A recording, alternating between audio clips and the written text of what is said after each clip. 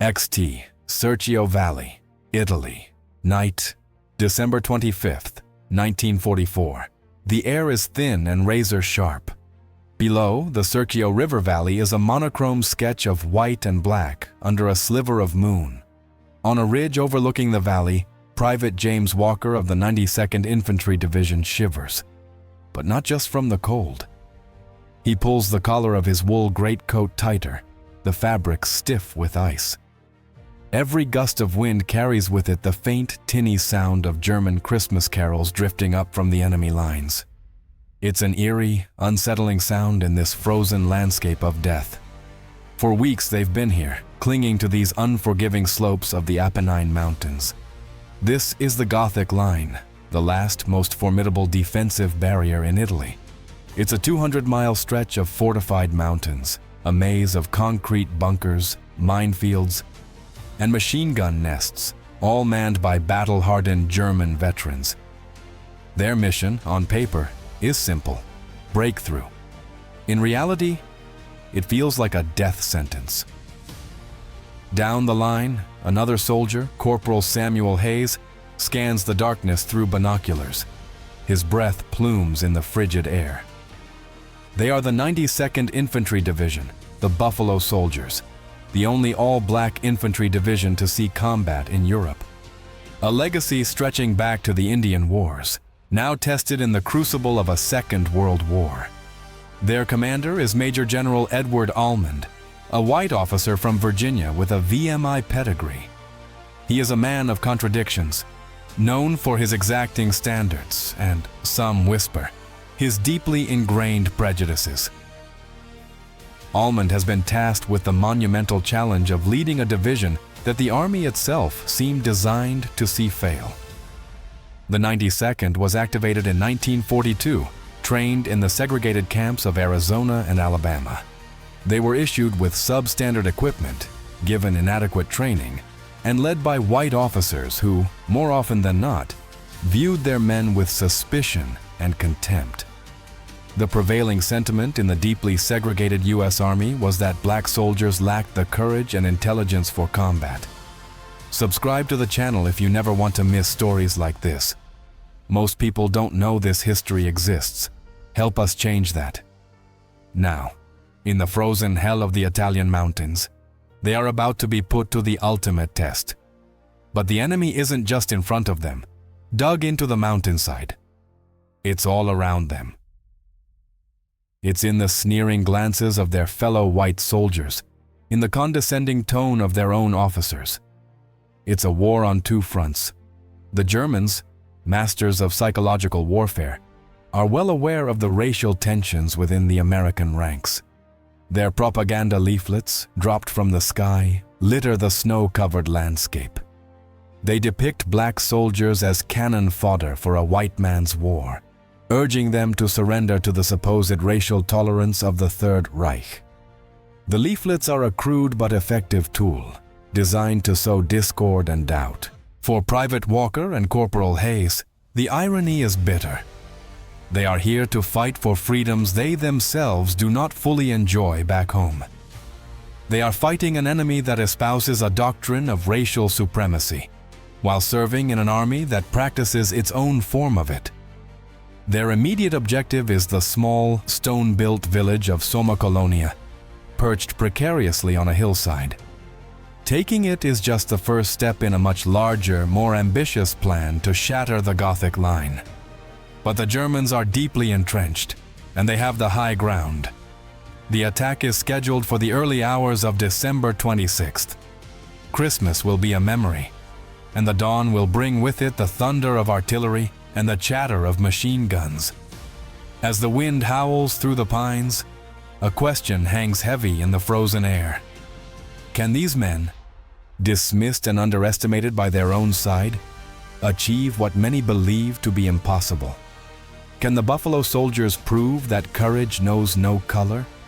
The answer will come in the blood and fire of the unforgiving Italian winter. But as the men of the 92nd prepare for their assault, they are unaware that the Germans have a Christmas surprise of their own. Field Marshal Albert Kesselring, the wily German commander in Italy, has no intention of simply waiting for the American attack. He has plans to launch his own offensive, codenamed Winter Storm, Unternehmen Wintergewitter, and the 92nd Infantry Division is standing directly in its path. EXT, Sommo-Colonia, Italy, dawn, December 26, 1944. The assault began before the winter sun had a chance to crest the snow-laden peaks. The men of the 370th Infantry Regiment, part of the 92nd Division, moved up the icy slopes towards Sommo-Colonia. They were ghosts in the pre-dawn gloom, their dark faces stark against the white landscape. The initial German resistance was stiff but scattered. By sunrise, against all odds, they had secured a foothold in the village's lower levels. The stone houses, ancient and cold, provided welcome cover from the sporadic machine gun and mortar fire that rained down from the German positions higher up the ridge. For a moment, a fragile sense of victory settled over the exhausted soldiers. They had done it. They had taken the first objective. Among them was First Lieutenant John R. Fox. Born in Cincinnati, a graduate of Wilberforce University, Fox was not an infantryman by trade. He was an artillery forward observer, attached to the 598th Field Artillery Battalion. His job was to be the eyes of the big guns positioned miles away, to call in fire with deadly precision. He and his small team had volunteered for this forward position, setting up their observation post in the second story of a sturdy stone house that offered a commanding view of the surrounding terrain. The brief lull was deceptive. The Germans had not been caught off guard. In fact, the 92nd's attack had stumbled directly into the path of Kesselring's Operation Winter Storm. As dawn broke, the full fury of the German-Italian counteroffensive was unleashed. This wasn't a defensive action. It was a meticulously planned assault. 4 German and 4 Italian battalions, supported by over 100 artillery pieces, slammed into the 92nd's thinly held line across the Serchio Valley. Sommo-Colonia became the epicenter of the storm. The world dissolved into a maelstrom of snow, stone splinters, and hot metal. Mortar rounds walked up the narrow, winding streets. The distinctive, terrifying rip of MG-42 machine guns echoed off the stone walls, chewing through wood and flesh with equal prejudice. The German soldiers, many of them experienced Austrian mountain troops, were professionals.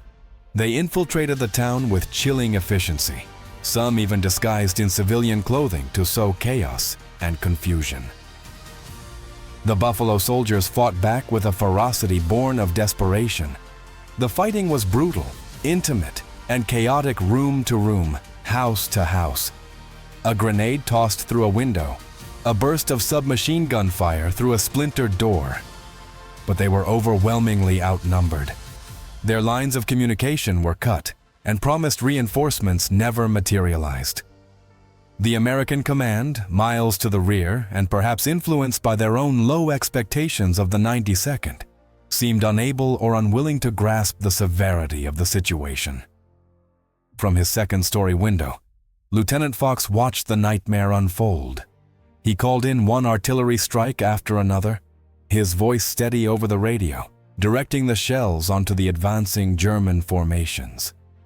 His lethal orchestration slowed the enemy, but it couldn't stop them.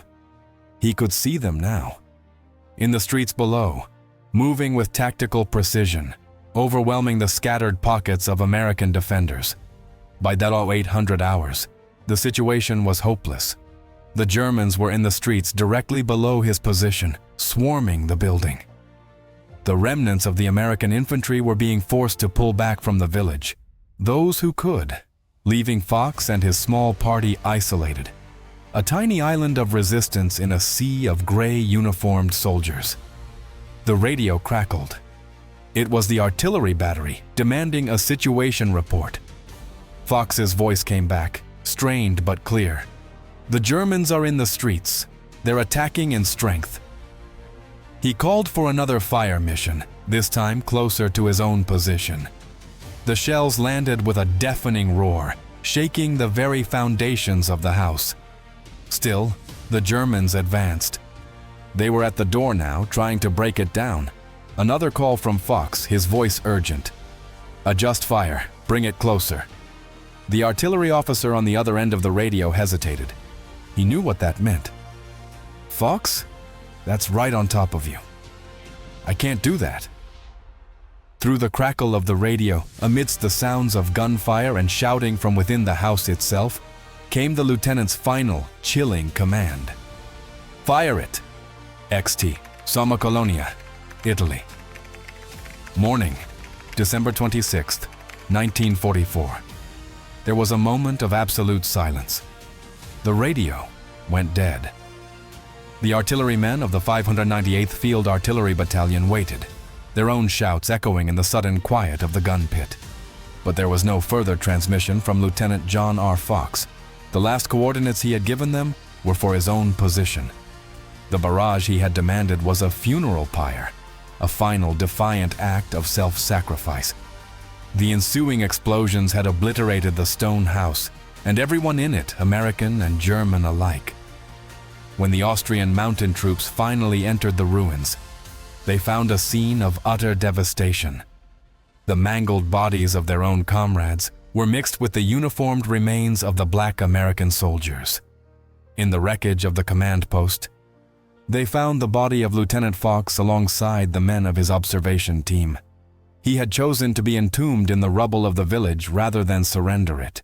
His sacrifice, while slowing the German advance for a precious hour, could not halt the tide. The collapse at Somma Colonia was a symptom of a much larger crisis. All along the Serchio Valley, the units of the 92nd Infantry Division were reeling under the unexpected weight of Operation Winter Storm. The men were exhausted, frostbitten, and fighting in terrain that heavily favored the defenders. They had been pushed into a difficult offensive with inadequate support and now faced a brilliantly executed German counterattack. The result was a chaotic and desperate retreat. Units became separated in the confusing mountain terrain. Communications failed. The promised artillery support that might have blunted the German assault was often slow to arrive or misdirected. For the soldiers on the ground, it felt like an abandonment. They fell back through the snow-choked ravines and icy mountain passes, fighting a harrowing rearguard action against a superior and relentless enemy.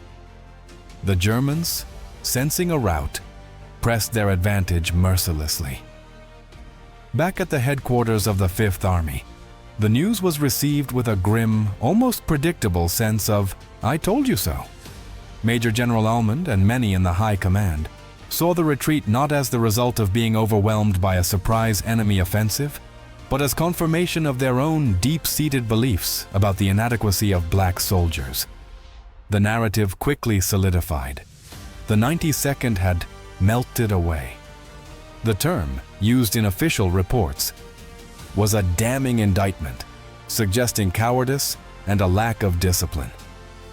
The complex reality of being outnumbered, outgunned, and caught in a perfectly executed enemy pincer movement was ignored. The sacrifice of men like Lieutenant Fox was lost in the broader, racially charged narrative of failure. The division was pulled back, shattered, and demoralized. In just a few days of fighting, they had suffered over 1,000 casualties. The Germans had successfully pushed them back several miles, retaking hard-won ground and reinforcing their impregnable fortress in the mountains. For the German command, the victory was intoxicating. Their propaganda machine went into overdrive. Leaflets were printed showing caricatures of black soldiers running in terror, with captions mocking their performance. To the Germans, the battle in the Serchio Valley had proven their racist ideology correct. They believed they had shattered the morale of the Buffalo Soldiers for good, and that the 92nd would no longer be a credible threat. They had laughed at the idea of black troops being a serious fighting force, and now, it seemed, their laughter was justified. The stain of this defeat was immense. The 92nd Division became a pariah within the U.S. Army in Italy. They were derided by white GIs and distrusted by their own commanders. But for the men of the 92nd, the experience was not a lesson in their own inadequacy, but a brutal education in the realities of war and the poison of prejudice. The shame of the retreat mingled with a burning, cold anger. They had been let down, they had been blamed, and they had been underestimated. They had lost brothers and friends in the frozen hell of Summa Colonia, and their sacrifice had been dismissed. As the winter deepened, the division was reorganized. Some units were broken up, and their men assigned to menial labor tasks, a further humiliation. But the core of the 92nd remained. As they licked their wounds and absorbed replacements, a quiet, collective resolve began to form. They had a score to settle not just with the Germans dug into the Gothic Line, but with the army that had branded them as failures. The Gothic Line still stood, a jagged scar across the Italian landscape. The Germans were celebrating their victory, confident in their defenses. But they had made a critical miscalculation. They had not broken the will of the Buffalo Soldiers. They had forged it into something harder and more dangerous. EXT. 5th Army Headquarters, Tuscany, Italy, February 1945. The winter of 1945 was a season of bitter reflection for the 92nd Infantry Division. The snow in the Apennines was a constant reminder of their defeat, a white shroud over the graves of their comrades. Back in the rear echelon areas, the men endured the cold and the even colder stares of their fellow American soldiers. They were a living embodiment of failure, a convenient scapegoat for a stalled Italian campaign. Major General Almond, while publicly defending his men, privately fumed, his reports to Washington, D.C. casting blame on the supposed inherent flaws of his black soldiers. The division seemed destined to be relegated to history as a failed experiment. But the war in Italy was changing. In December, General Lucian K. Truscott Jr. had taken command of the U.S. Fifth Army. Truscott was a different breed of general. He was gruff, profane, and utterly pragmatic. He had seen brutal fighting from North Africa to Sicily and Anzio, and he cared about one thing: results. He had little patience for the Army's institutional racism or the excuses of his subordinate commanders. He saw the Gothic Line not as an impossible barrier, but as a problem to be solved with intelligence, grit, and overwhelming force. Truscott's first order of business was to assess the stalemate. His sharp, analytical gaze fell upon the 92nd Division.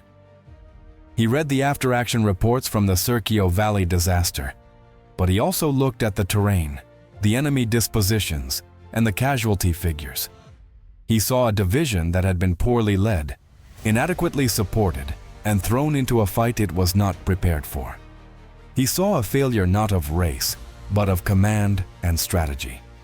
Truscott believed that any soldier, properly trained, equipped, and led, could fight.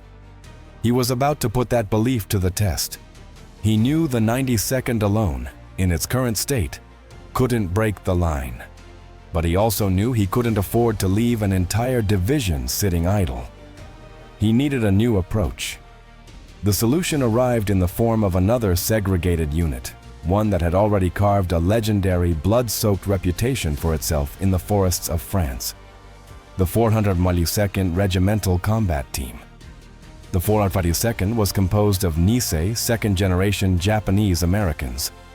While their families were being held in internment camps back in the United States, these men had volunteered to fight for their country, becoming the most decorated unit in U.S. Army history for its size and length of service. Their motto was, "Go for broke." Truscott, recognizing their unparalleled skill in mountain warfare, made a decisive move. He attached the 442nd to the 92nd Infantry Division. It was an unprecedented arrangement: 2 segregated units, one of Black Americans and one of Japanese Americans, fighting side by side under the same divisional patch. Together they would be the spearhead of the final spring offensive, codenamed Operation Fourth Term. The plan was audacious. Instead of another frontal assault in the Serchio Valley, Truscott would use deception and surprise. The main body of the 92nd Division, the 370th and 371st Regiments, would launch a powerful diversionary attack along the Ligurian coast to the west. This attack was designed to be loud, aggressive, and convincing.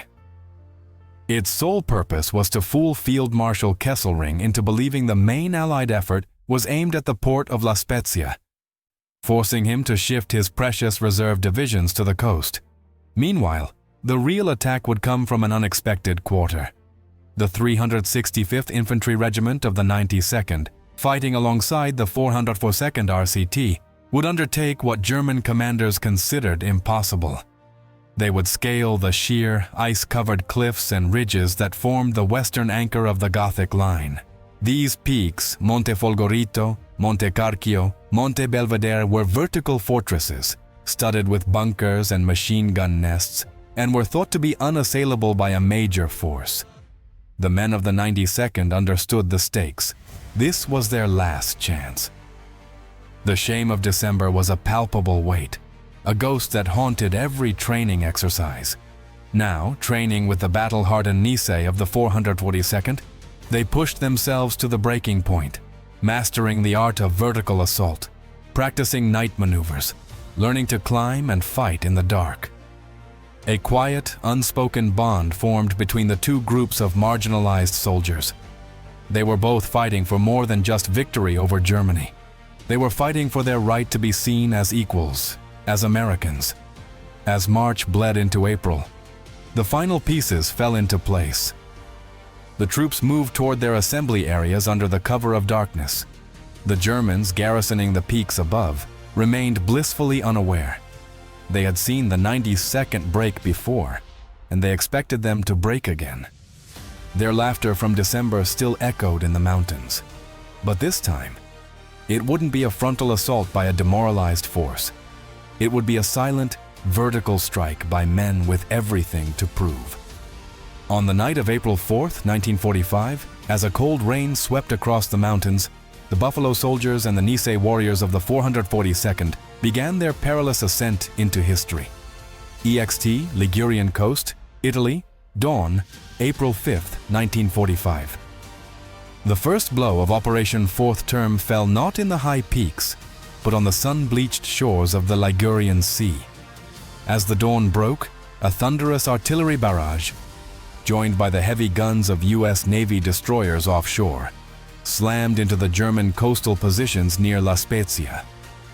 The men of the 370th Infantry Regiment, a core component of the 92nd Division, hit the beaches and pushed inland with an aggression that startled the German defenders. It was a textbook amphibious assault, loud, violent, and utterly convincing.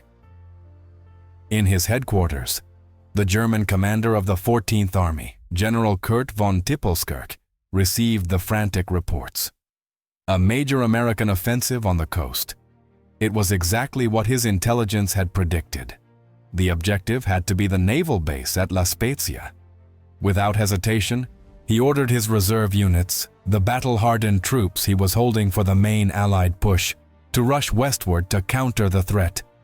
The diversion was working perfectly. The Germans were looking the wrong way. EXT. Apennine Mountains, pre-dawn, April 5th, 1945. Miles inland, in the cold, absolute darkness of the high Apennines, another battle was being waged, a battle against gravity, fear, and the freezing rock. For hours, the men of the 365th Infantry Regiment and the Japanese-American soldiers of the 442nd had been climbing. This wasn't a march. It was a vertical ascent, hand over hand, up sheer rock faces and along treacherous, narrow ledges the Germans had deemed impassable.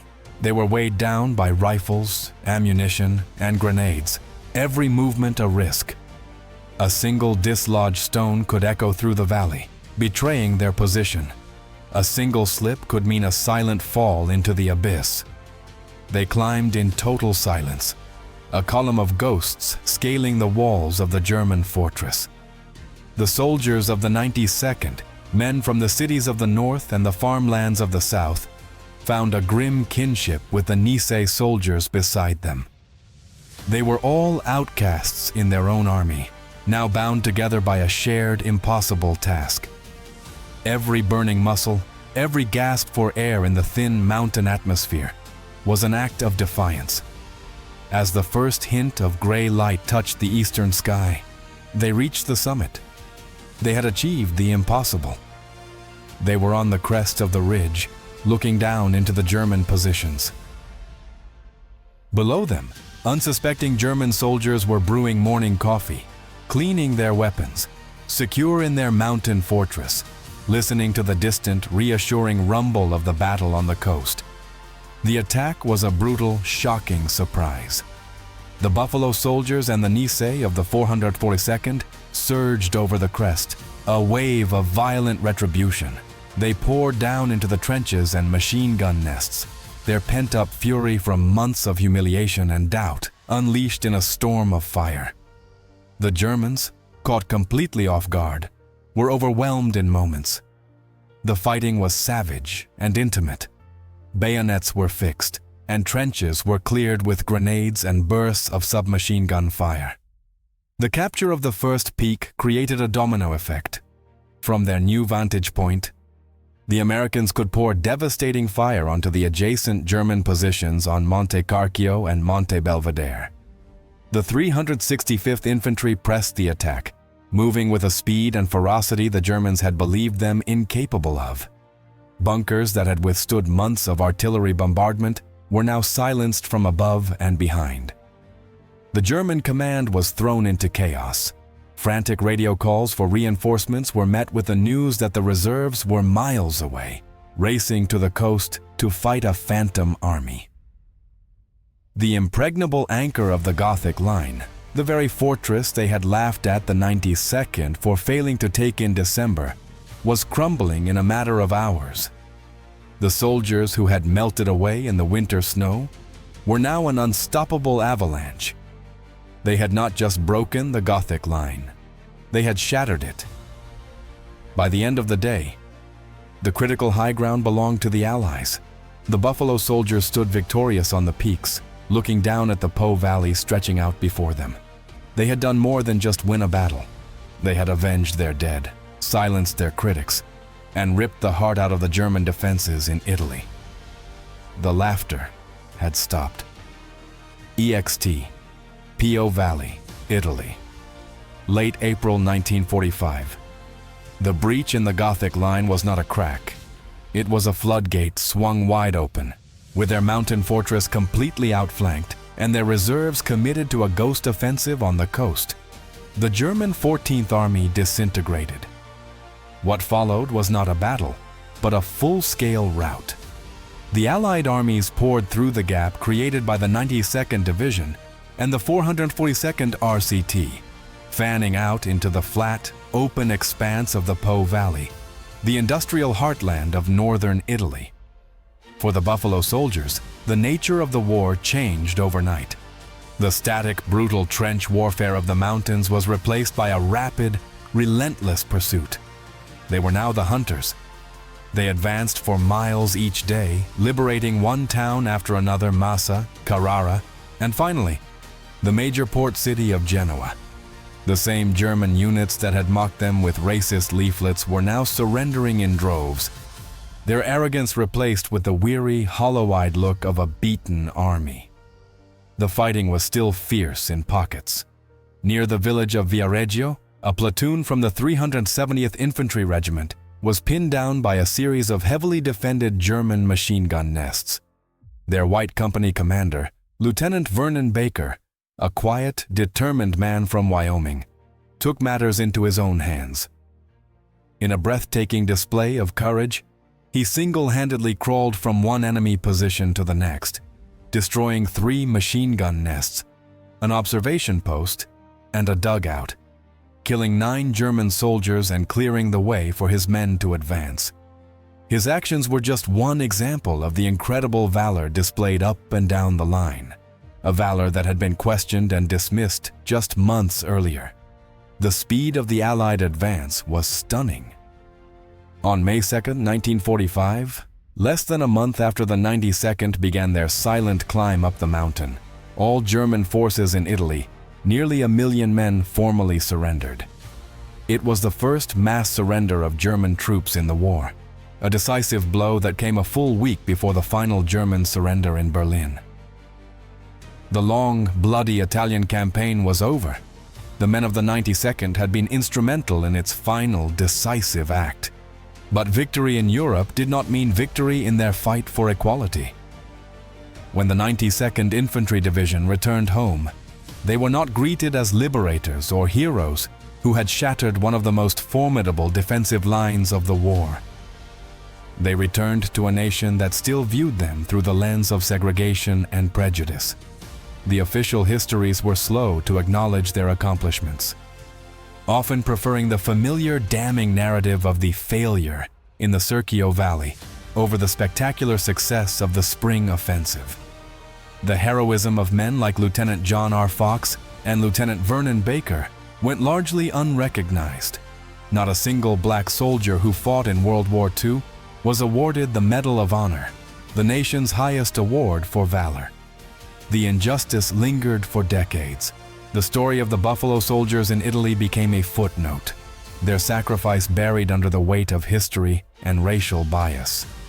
It wasn't until the 1990s that a U.S. Army study concluded that a pervasive climate of racial discrimination had been the sole reason for this glaring omission.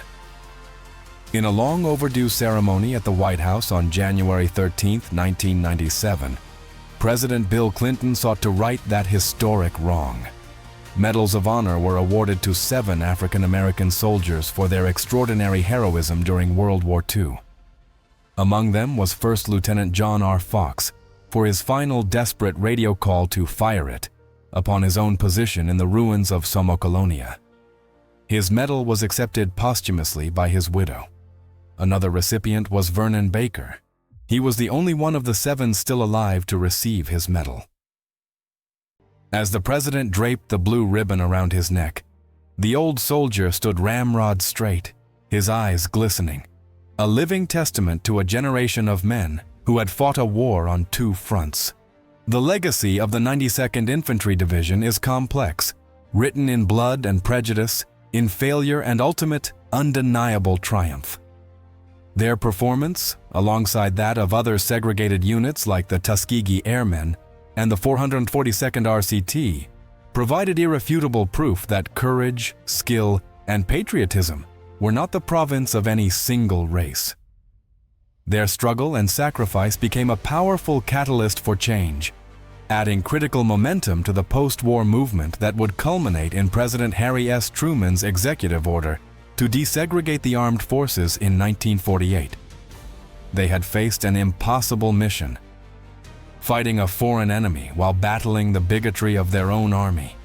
They had climbed ice-covered mountains, and in doing so, they had helped America itself climb toward a more perfect, more just vision of the ideals they had fought so bravely to defend. Thank you for watching. Hope to see you next videos.